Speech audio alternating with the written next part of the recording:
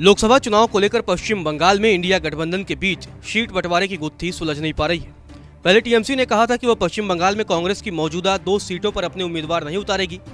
वहीं शुक्रवार को पश्चिम बंगाल के मुख्यमंत्री और टीएमसी सुप्रीमो ममता बनर्जी ने एक आंतरिक बैठक में अपनी पार्टी के नेताओं से कहा कि टीएमसी राज्य की सभी 42 सीटों पर चुनाव लड़ सकती है।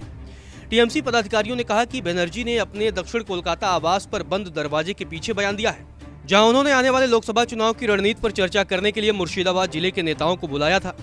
आपको बता दें कि पश्चिम बंगाल कांग्रेस अध्यक्ष अधीर रंजन चौधरी 1999 से मुर्शिदाबाद की बहरामपुर लोकसभा सीट जीत रहे हैं। 2011 की जनगणना के मुताबिक इस जिले में बंगाल की सबसे अधिक 66.28% आबादी जो है वो मुस्लिम की है।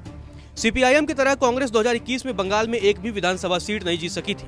वहीं एक वरिष्ठ टीएमसी नेता ने कहा कि बैठक में भरतपुर के विधायक हुमायूं कबीर ने जब कहा कि अधीर रंजन चौधरी की मौजूदगी मुर्शिदाबाद में एक बड़ा कारक है तो बनर्जी भड़क गई। उन्होंने नाराज लहजे में कबीर से कहा कि चौधरी बिल्कुल भी कोई कारक नहीं है, क्योंकि टीएमसी ने 2021 में उनके निर्वाचन क्षेत्र में सभी विधानसभा क्षेत्रों में जीत हासिल की और 2019 में जिले की अन्य 2 लोकसभा सीटें मुर्शिदाबाद और जंगीपुर भी जीती। ममता बनर्जी ने एक ही सांस में कहा कि टीएमसी बंगाल में सभी 42 सीटों पर चुनाव लड़ सकती है। बैठक के बाद यही बात हुमायूं कबीर ने मीडिया के सामने भी कही। उन्होंने कहा 2021 के चुनाव में वोट शेयर के मामले में टीएमसी बहरामपुर, मुर्शिदाबाद और जंगीपुर में कांग्रेस से बहुत आगे है। चौधरी भारतीय जनता पार्टी के एजेंट की तरह काम कर रहे हैं। यह कोई कारक नहीं है। टीएमसी बंगाल में सभी 42 सीटें जीत सकती है। हालांकि कांग्रेस और सीपीआईएम ने पहले कहा था कि इंडिया गठबंधन का मॉडल बंगाल में काम नहीं करेगा, क्योंकि वे टीएमसी और बीजेपी दोनों के विरोधी हैं। लेकिन 19 दिसंबर को चीजों में एक नया मोड़ आया, जब गठबंधन के नेताओं की दिल्ली में बैठक हुई। बैठक में ममता बनर्जी ने कहा कि वह बहरामपुर और निकटवर्ती मालदा जिले की मालदा दक्षिण सीट से उम्मीदवार नहीं उतारेंगी, जिस पर 2009 से कांग्रेस का कब्जा है। मालदा जिले में बंगाल की दूसरी सबसे बड़ी मुस्लिम आबादी है। पूर्व केंद्रीय मंत्री एबीए गनी खान चौधरी के 2 भाइयों में से एक अबू हासिम खान चौधरी के पास मालदा दक्षिण सीट है। हालांकि ममता बनर्जी द्वारा की गई सीटों की पेशकश के बाद अधीर रंजन चौधरी उनके खिलाफ बयान देने से भी नहीं चुके। तब उन्होंने कहा था कि हमें टीएमसी के खैरात की जरूरत नहीं है। बंगाल में राहुल गांधी की भारत जोड़ो न्याय यात्रा से कुछ दिन पहले शुक्रवार को घटनाक्रम में सीट बंटवारे को लेकर चल रही खींचतान में एक नया मोड़ सामने आया है। अधीर रंजन चौधरी ने हाल ही में मणिपुर की यात्रा की और राहुल गांधी के साथ बैठक की। उन्होंने मंगलवार को कहा कि सीट बंटवारे पर अन्य दलों के साथ मतभेदों को सुलझाना मुश्किल नहीं होगा। हालांकि उन्होंने विशेष रूप से बंगाल का नाम नहीं लिया।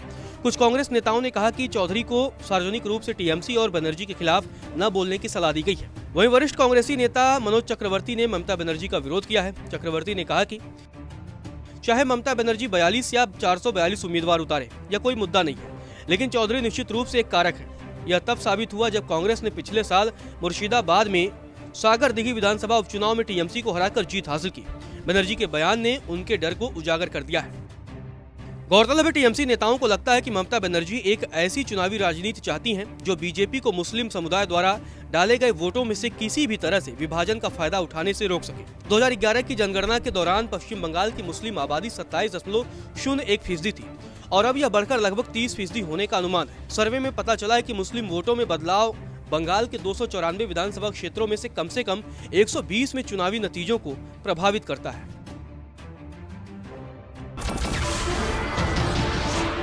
नमस्कार, मैं हूं मानक गुप्ता। अगर आपको हमारा ये वीडियो पसंद आया हो तो इसे लाइक और शेयर जरूर करें और हाँ, हमें सब्सक्राइब और फॉलो करना ना भूलें, ताकि आप देश और दुनिया की कोई खबर मिस ना करें। तो जुड़े रहिए हमारे साथ और देखते रहिए न्यूज़ 24।